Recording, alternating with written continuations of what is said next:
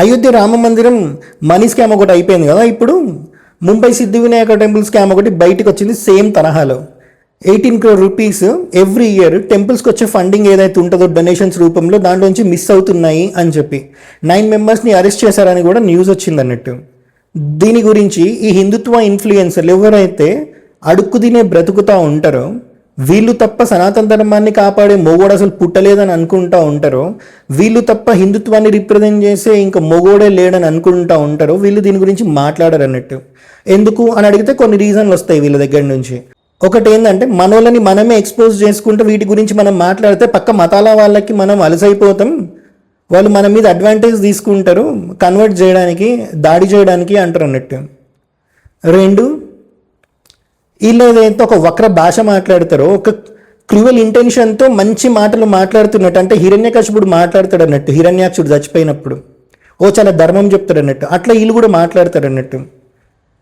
Emotional point ఒకటి ఉండదు కదా ఇట్లాంటివి మాట్లాడేటప్పుడు. హిందూ బంధువులారా అన్నప్పుడల్లా QR కోడ్ లేకపోతే బ్యాంక్ అకౌంట్ డీటెయిల్స్ పెట్టి అక్కడ ఒక క్లిప్పింగ్ ప్లే చేయడానికి, ఇట్లాంటి ఇష్యూస్లో ఉండదు కాబట్టి వీళ్ళు దీని గురించి మాట్లాడారు అన్నట్టు. అయితే ఇక్కడ చూస్తే ఫస్ట్ ఒక రీజన్ చెప్పినా కదా, పక్క మతాల వాళ్ళకి అడ్వాంటేజ్ అవుతుంది కాబట్టి వీళ్ళ గురించి మనం మాట్లాడొద్దేమని ఉంటే లోపల సర్దుకోవాలి అని అంటూ ఉంటారు అన్నట్టు. పని చేయండి రా, మీరు తిన్నదే అంటే మీరు పైన ముందు భాగం నుంచి తిన్నదే కింద వెనక భాగం నుంచి అరిగి బయటకు వస్తుంది కదా, పోయినాక కడుక్కోకండి, ఎందుకంటే అది మీదే కదా. సో కడుక్కోకపోతే ఏమవుతుంది, అది పెద్ద పుండయి పెద్ద రోగం అవుతుంది అన్నట్టు, కూర్చోనికి కూడా రాదు. అట్లనే మనోడు కదా అని చెప్పి వదిలేస్తూ ఉన్నారు అనుకో, ఈడో పెద్ద రోగం లాగా తయారవుతుంది అన్నట్టు. అది ఎట్లాంటి రోగం అంటే చెప్పినా కదా, ఆడ కూర్చోడానికి పనికిరాది, మానడానికి కూడా స్కోప్ ఉండదు అన్నట్టు, అలాంటి రోగం తయారవుతుంది. ఎవరికో అడ్వాంటేజ్ అవుతుందని చెప్పి మీరు మాట్లాడుకున్నట్టు ఇదే జరుగుతుంది.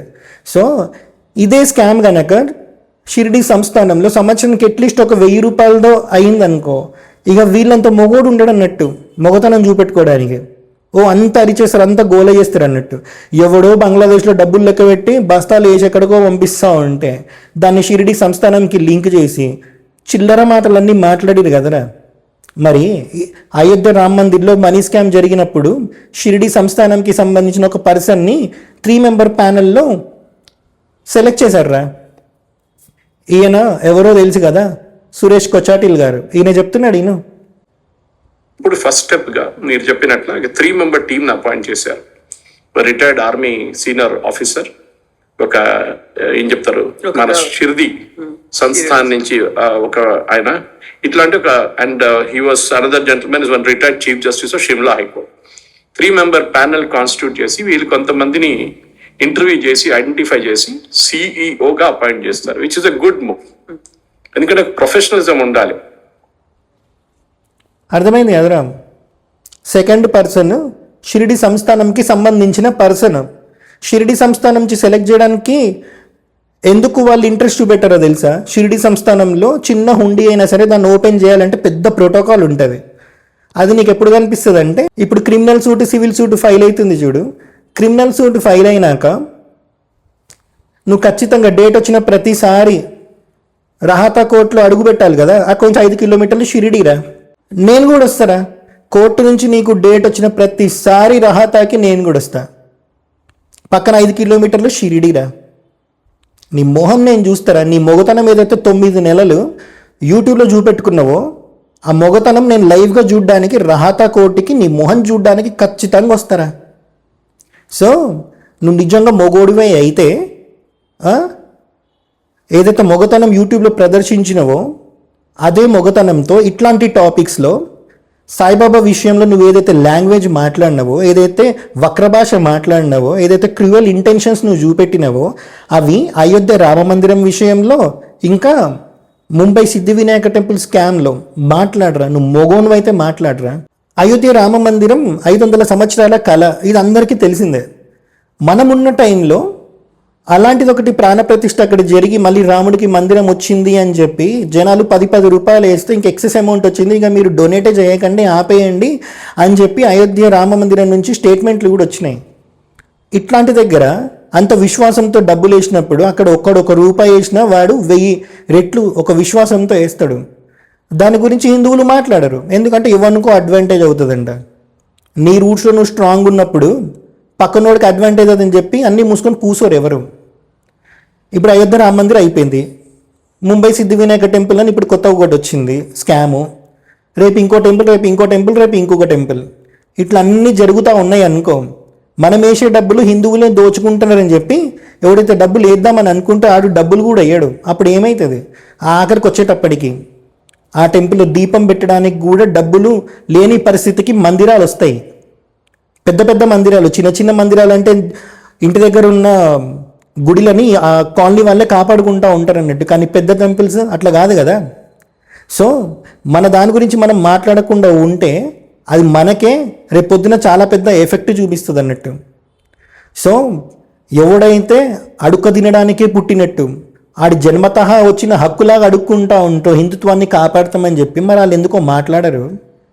ఖచ్చితంగా మాట్లాడాలి. మాట్లాడినప్పుడు మాత్రమే మీరు డబ్బులు వేయండి. వన్ సైడెడ్ హిందుత్వవాదం సనాతన ధర్మం కాదు. వన్ సైడెడ్ హిందుత్వవాదంతో ఏది ఒరగదు.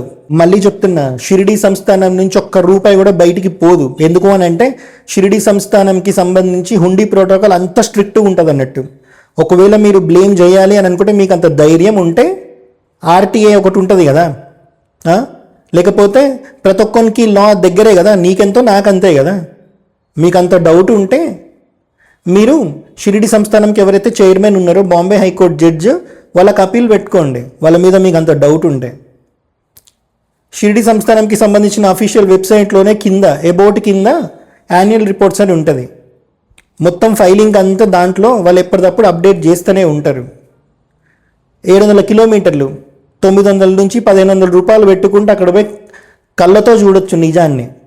అదొద్దు ఇవ్వనికి చెప్పినా కదా, జన్మతః వచ్చిన హక్కులాగా ఎవడైతే అడుక్క తింటా ఉన్నాడో ఆడు చెప్పింది వాస్తవం అయిపోతుంది అన్నట్టు. హిందూ బంధువులారా అన్న ప్రతిసారి అక్కడ ఒక క్యూఆర్ కోడ్ పడిపోతే నిజంగా వాళ్ళేదో మీకు బంధువులైనట్టు డబ్బులు వేసి మరీ పోషిస్తున్నారు చూడు. వాళ్ళు సంపాదించుకోలేరా? వాళ్ళు మొగోళ్ళు కాదా? మీరేమన్నా వాళ్ళని ఇక అన్నారా, పెంచిరా, లేకపోతే దత్తకి తీసుకురా? ఏది కాదు కదా. మరి మీరెవరు వాళ్ళ బాధ్యత తీసుకొని మరీ మీరు పోషించడానికి? వన్ సైడెడ్ హిందుత్వవాదం పట్టుకొని మిమ్మల్ని నాశనం పట్టిస్తున్నారు వాళ్ళు. వన్ సైడెడ్ హిందుత్వవాదం ఎప్పుడూ డేంజరే. దానివల్ల ఏమవుతుందని అంటే మీరే ఇది తప్ప ఇంకేం ఉండదు, మేము మంచిగా వేసిపోతారు వాళ్ళు. అదే వాళ్ళ బ్రతుకు. సో మళ్ళీ చెప్తున్నా, షిరిడి సంస్థానం నుంచి డబ్బులు ఎక్కడికి పోవు, చాలా స్ట్రిక్ట్గా ఉంటుంది. షిరిడి సంస్థానం ఉన్నదే బాంబే హైకోర్టు కింద. షిరిడి సంస్థానం చైర్మనే బాంబే హైకోర్టు జడ్జి. షిరిడి సంస్థాన్ సీఈఓ ఒక ఐఏఎస్ ఆఫీసర్ ఉంటారు. సో డబ్బులు మిస్యూజ్ అయ్యే ఛాన్సే లేదన్నట్టు. 7,000 మంది అనుకుంటే నాకు తెలిసి షిరిడి సంస్థానంకి పనిచేస్తున్న వాళ్ళు. అంటే ఆలోచించండి అది ఎంత పెద్ద వ్యవస్థ అనేది. ఇప్పుడు అయోధ్య రామ మందిర్ స్కామ్ ఒకటి జరిగింది. అయోధ్య రామ మందిర్ ట్రెజరర్ ఎవరు? అయోధ్య రామ మందిరం పెట్టినప్పుడు నాకు తెలిసి ఇప్పుడు కూడా ఆయననే ఉండొచ్చు, గోవింద్ గిరిజీ మహారాజ్ అని చెప్పి. ఆ గోవింద్ గిరిజీ మహారాజ్ గారు సాయిబాబా గురించి ఏం చెప్తున్నారో మీరు వినండి. इसलिए अक्कलकोट के स्वामी महाराज है, श्री गजानन महाराज है, साई बाबा है, इन लोगों की आज्ञा का पालन करना, इन लोगों के जैसा व्यवहार जीवन में कभी मत करना। ऋषियों का उपदेश पालनीय होता है, उनके आचरण को देख करके अपना आचरण नहीं करना, क्योंकि वो तेजस्वी लोग हैं, उनकी क्षमता बहुत अधिक है, उनके ऊपर इन सब बातों का कोई परिणाम होना नहीं है। క్లియర్గా విన్నారు కదా. మరి సాయిబాబా మీద వాళ్ళకి అంత రెస్పెక్ట్ ఉంది. ఆయన కాషాయం కట్టుకున్న సన్యాసియే కదా, మరి అంత క్లియర్గా చెప్తున్నారు కదా. మరి షిరిడి సంస్థానం నుంచి అయోధ్య రామ మందిర్కి డబ్బులు వేయలేదని చెప్పి ఆ ఊసేసిన కిల్లిగాడు, అదే బెంగాల్ నుంచి అక్కడ మింగలేక మంగళవారం అని చెప్పి హైదరాబాద్కి వచ్చి అడుక్కుంటా ఉన్నాడు కదా, ఆడి గురించే చెప్తుంది. ఆడొక తమ్నేల్ పెట్టి ఇట్లా వీడియో చేసిండు అన్నట్టు. దాని మీద కూడా వాడికి కేసు అవుతుంది ఖచ్చితంగా. సో అరే, షిరిడి సంస్థానంకి అయోధ్య రామ మందిర్ నుంచి ఇన్విటేషన్ వచ్చిందిరా.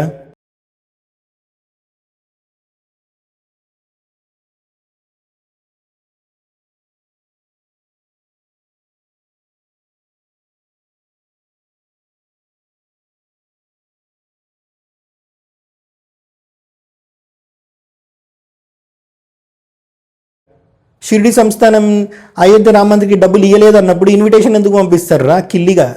అందుకేరా కిల్లి నీకు కరెక్ట్ పేరుందిరా ఇంటిది. ఎందుకు అని అంటే కిల్లి తిని దాన్ని ఆస్వాదించి ఊసేయడానికి తప్ప దేనికి పనికిరాదు. నీ బ్రతికంతేరా.